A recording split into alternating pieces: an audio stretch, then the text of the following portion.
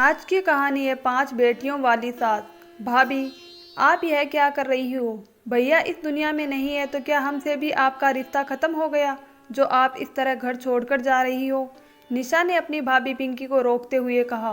तो पिंकी ने अपनी हथेली झटककर अपनी ननद को खुद से दूर करते हुए कहा कि तुम्हारी कुछ ज़्यादा ही जुबान चल रही है और मुझे छूने की हिम्मत कैसे की तुमने? आपका स्टैंडर्ड देखा है? तुम लोग मेरे लायक नहीं हो। अरे वह तो पीयूष इतना पढ़ने लिखने में इतना होशियार था, उसके बाद भी वह मल्टीनेशनल कंपनी में काम करने लगा।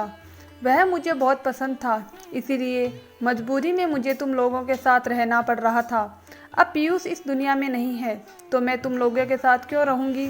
सीधा सीधा कहो, तुम्हें मेरी नहीं मेरे नाम पर जो 30 लाख रुपए मिले उसकी ज़रूरत है, इसीलिए तुम लोग मुझे रिश्तों की दुहाई दे रहे हो। अपनी भाभी की यह बात सुनकर निशा सुन सी रह गई।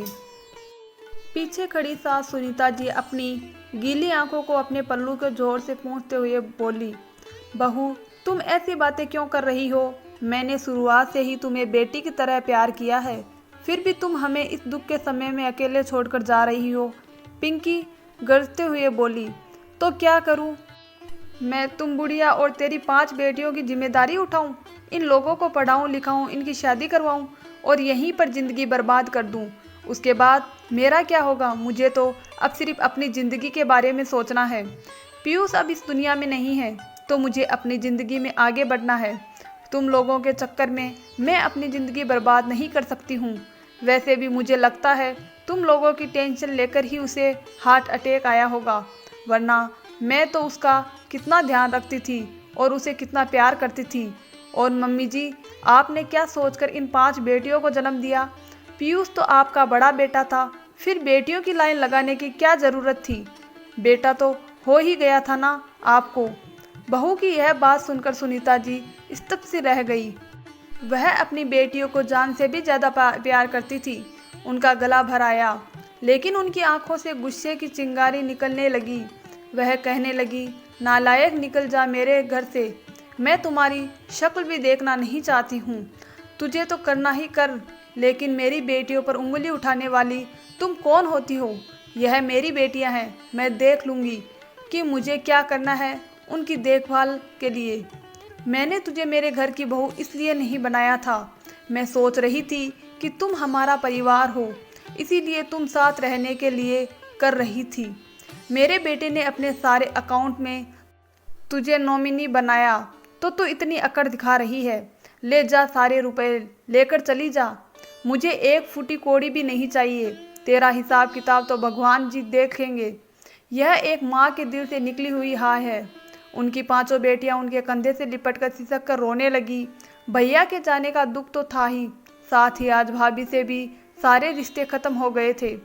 पिंकी ने अपना सूटकेस उठाकर हाई हील की सैंडल खटकती हुई घर से निकल गई। उसके पास पति के छोड़े हुए 30 लाख रुपए थे, तो अपनी ज़िंदगी का ताना बाना बुनते हुए वह बहुत खुश हो रही थी कि मेरे पास रुपए भी है, मैं जवान भी हूँ, मुझे तो अब ऐशो आराम की ज़िंदगी बितानी है। वह अब शादी विवाह के झंझट में ही नहीं पड़ना चाहती थी। उसने सारे रुपए की एफडी करवा दी थी और साथ ही वह मल्टीनेशनल कंपनी में काम करने लगी थी, तो उसे लग रहा था कि मैं सुकून से जीऊँगी। वैसे तो उसे डर लग रहा था कि अगर सास और ननद लोगों को साथ रहूँगी तो यह सारे रुपए किसी न किसी काम में लगते चले जाएंगे और सारे रुपए ख़त्म हो जाएंगे। उसके लिए रिश्तों से बढ़कर रुपए पैसों का महत्व था और यह सोच उसे लेकर जाने वाली थी, उसे अंदाज़ा भी नहीं था। उधर सुनीता जो गहरी चोट लगी थी, घर में और कोई कमाने वाला भी नहीं था। बड़ी बेटी भी अभी कॉलेज में पढ़ाई कर रही थी और बाकी की 4 बेटियां अभी बहुत छोटी थी। वह स्कूल में पढ़ाई कर रही थी तो खर्चा चलाने के लिए वह कुछ काम ढूंढने लगी थी। ऐसे समय में बड़ी बेटी निशा ने भी माँ का हाथ बटाने के लिए छोटे बच्चों को ट्यूशन पढ़ाने का काम शुरू कर दिया था, लेकिन इतनी का कमाई में वह घर के खर्चों के साथ बहनों की पढ़ाई लिखाई का खर्च नहीं उठा पा रही थी। तब सुनीता जी ने एक ढाबे पर बर्तन धोने का काम चालू कर दिया था। स्कूल को छुट्टी होने पर उनकी बाकी बेटियां भी वहां पहुंच जाती थी और मां के साथ घर वापस आती थी। एक दिन पिंकी अपने ऑफिस के सहकर्मियों के साथ घूमने निकली हुई थी। रास्ते में एक ढाबा पड़ा तो वह लोग रुककर चाय नाश्ता करने लग गए। तभी पिंकी की नज़र पीछे बर्तन धो रही सुनीता जी पर पड़ी। वह उनकी बेटियां बैठी हुई थी तो पिंकी अभिमान से भर उठी और तुरंत ही सुनीता जी के सामने जाकर खड़ी हो गई और अपनी बहू को सामने देखकर सुनीता जी स्तब्ध होकर उसे देखने लगी। तो पिंकी उसे ताना मारते हुए बोली, माँ जी, अपनी पांचों बेटियों के साथ बर्तन मांज रही हो। सुनीता जी की आंखों में आंसू आने लगे, लेकिन उनका चेहरा गुस्से से लाल हो गया था। उनकी बेटियां भी गुस्से से देख रही थी, लेकिन पिंकी सास की खिल्ली उड़ाकर कार में बैठकर चली गई और सोचने लगी कि अगर मैं इन लोगों के साथ रहती तो शायद ऐसे ही मेरी भी जिंदगी बहुत संघर्षपूर्ण हो जाती। दिन रात यह लोग मेरा सिर खाते रहते कि आज यह खर्च करना है, कल को वह समस्या आ गई है। अच्छा हुआ जो मैंने इनका घर छोड़ दिया। वह बहुत ही गुमान में थी। उसकी ज़िंदगी में कोई दुख तकलीफ नहीं है, लेकिन वह कहते हैं ना कि जब इंसान का बुरा वक्त आने वाला रहता है तो भगवान उसे कई मौके देते हैं, लेकिन वह हर मौके को नज़रअंदाज करके गलतियों पर गलतियां किए जाता है और अपने पाप का घड़ा भरते चला जाता है। ऐसा ही कुछ पिंकी के साथ हो रहा था। धीरे धीरे उसके 7 साल गुजर गए थे। एक दिन पिंकी की तबीयत अचानक से खराब हो गई। वह डॉक्टर के पास गई तो डॉक्टर ने थोड़ा गंभीर हो गए और उन्होंने उसे कुछ जांच करवाने के लिए कहा।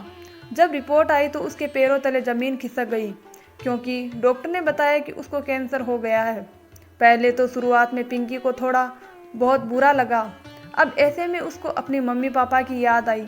उसने गांव में फ़ोन किया तो मम्मी पापा कहने लगे कि पहले तो तुमने हमारी मर्जी के खिलाफ जाकर उस लड़के से शादी की, बाद में तू उस लड़के के परिवार को भी बीच मंझधार में छोड़कर स्वार्थी जीवन जी रही थी। इस बीच में तुम्हें कभी अपनी मम्मी पापा की याद नहीं आई, तो अब अपने कर्मों का फल तू खुद ही भुगत। हमें तुझ जैसे स्वार्थी इंसान से कोई रिश्ता नहीं रखना है। पिंकी का समय खराब होने वाला था तो धीरे धीरे करके उसके रिश्ते भी उससे दूर होने लगे, क्योंकि शुरुआत उसने की थी। खैर, पिंकी ने भी अपने आप को संभाला और सोचा, मेरे पास रुपए हैं तो मैं अपना अच्छे से अच्छा इलाज करवा सकती हूँ, मुझे किसी की कोई ज़रूरत नहीं। उसने पलटकर किसी से ना माफ़ी मांगी, ना किसी को मनाने की कोशिश की।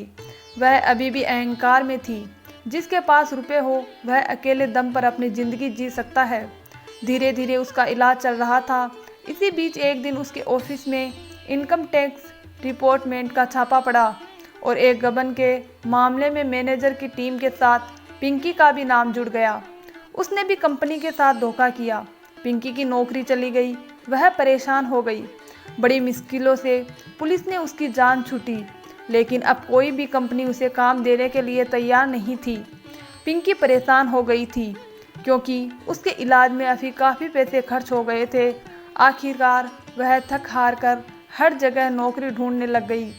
किसी दिन वह रेस्टोरेंट में जाती थी, वह बैंक में जाती थी, लेकिन कहीं भी उसे ढंग की नौकरी नहीं मिल पा रही थी।